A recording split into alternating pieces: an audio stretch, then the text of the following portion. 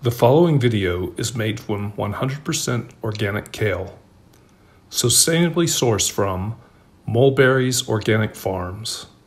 Find us at www.Mulberry Organic Kale Farm, the one next to the old Chevron gas station, but not to be confused with Malsbury Farm down by the river.com.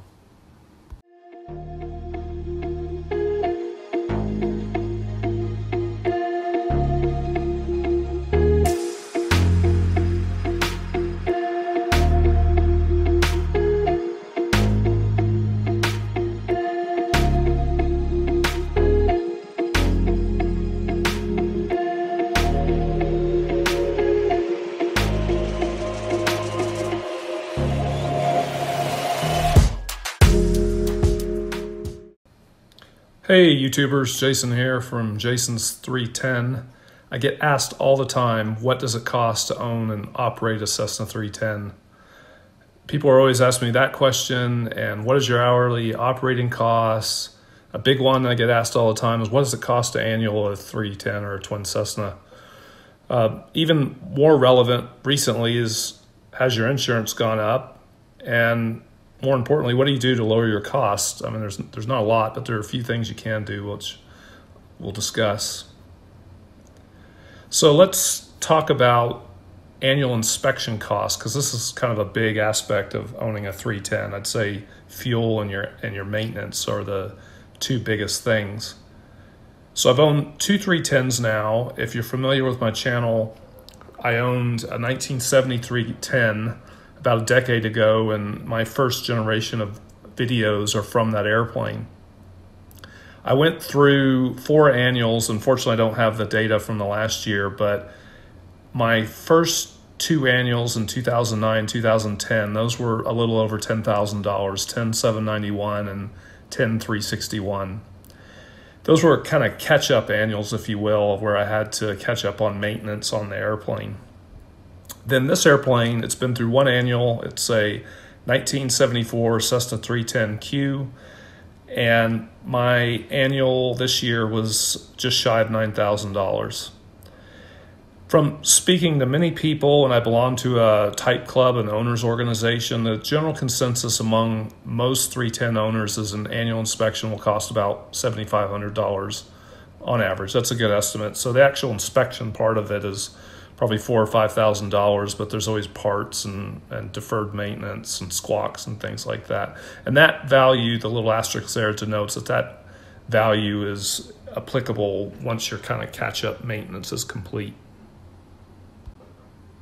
So let me give you some examples of maintenance costs. For reference, my shop in Houston charges $100 per hour for labor. On the first airplane, the 70 model, for example, I spent $1,400 on a propeller reseal and about $2,100 on a fuel injection system overhaul. And that was for both engines. More relevant are my recent costs now on the 74 model. In order, I spent $743 repairing a faulty altitude encoder that was prior to my ADS-B upgrade. I had a leaking brake that was fixed. Just an O-ring job, that was $189. I had a problem with my throttle. The throttle developed some kind of sloppiness in it or play. That was $855, and that was, they replaced a serrated bushing on the throttle body. And the actual bushing, which should probably be worth $20, is I think $500. And I'll talk a bit later about one of the concerns I have as an owner, and that's really the exorbitant parts costs. Everything seems to be getting just really expensive for parts. I had a problem with fuel transferring between tanks between flights. So if my tip tanks after landing were half full, I'd come back a week later and all the fuel would be in one tank. That was the fuel selectors were leaking. So that was $3,523. Each fuel selector was about $1,000 for its overhaul, plus the labor and some other squawks and basic little small fuel leaks that were dealt with on that invoice. I had another brake leak. I replaced all the tires and tubes, and I had all 3 landing gear struts resealed, and that was $3,540. I had a problem with my Bendix King HSI. So the compass was replaced, the remote compass was replaced, and that was $1,250. And then I had a dreaded Garmin 530 service message. COM needs service is what it said, and nowadays you just send your Garmin back to the factory for a flat rate repair, and that was $1,650, including shipping. One of my biggest concerns now are outrageous parts prices. It's just a huge concern, really. Here's some prices that people, including myself, have paid for things. The first one is me. Recently was quoted $500 for a cylinder head temperature probe. Others have quoted $3,200 for an oil pressure switch. $32,000 for exhaust augmenters. These are the perforated tubes that go under the wing that are, I believe, stainless steel to take the heat. You can just get those from a wrecking yard. $1,700 for a new propeller cable. $300 for a panel light rheostat. $14,000 for an elevator. I presume it was damaged with hanger rash or something. $857 for a door handle spring. This is the little spring that causes the door handle to return to its neutral position. That should be worth $5 or $10. $660 for a little leather nose gear retract rod cover boot. And $918 for a rod end bearing that goes in the landing gear. So how have some of my fellow owners dealt with these costs? Well, the first one, the cylinder head temperature probe, I found after researching, I found it cheaper from Chief Aircraft. The prop cable, someone mentioned online that they found a prop cable for $500 from Preferred Air Parts. The panel light rheostat, again, someone reported that they got one on eBay for $50. The left-hand damaged elevator that came out of a wrecking yard for $4,000. Again, the $857 outrageously priced door handle spring, $5 from a wrecking yard. The nose gear retract rod boot. I guess if you have a sewing machine and can sew leather, then this could be an owner-produced part. This person fabricated a new one for $50. And then again, shopping around, this person found a cheaper rod end bearing for $750. So not a huge saving, but every little bit counts. So improvements are something that I do not include in my annual operating budget. These are discretionary expenditures that I choose to make. So the first 310, if you go back and you've seen my first generation videos, you'll see that I put a new paint, new interior in that airplane. I put in a new instrument panel with a G500, etc.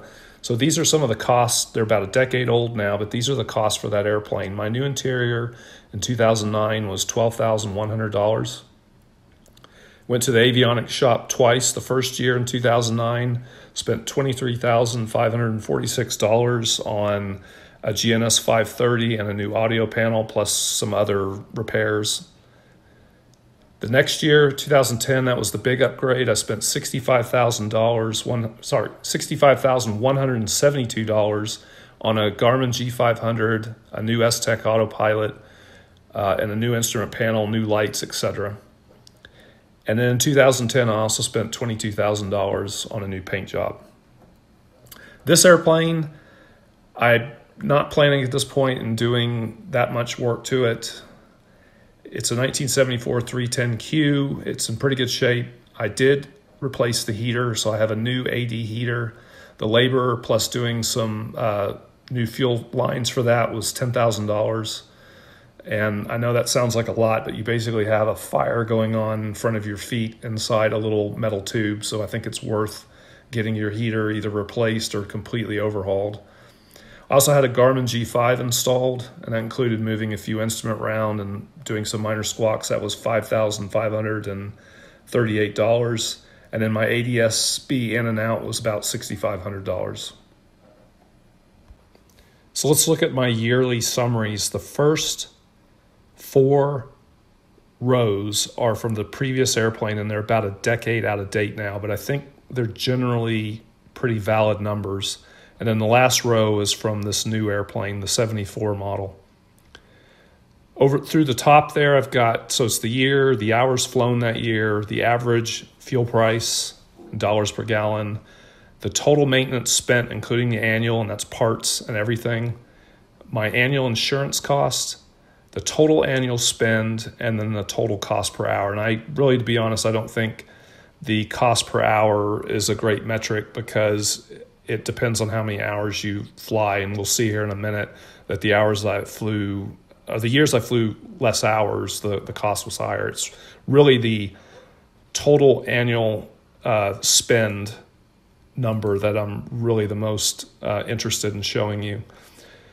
So my hours vary between 65 and 145 hours. I'm just rounding a bit. The fuel price was anywhere from about $4.50-ish to $5.70-ish. The annual expenditure on maintenance was between $10,000 and $20,000. My insurance costs have been relatively stable, so they've been anywhere around $3,000. Let's say this year I'm paying $3,400, so costs are going up.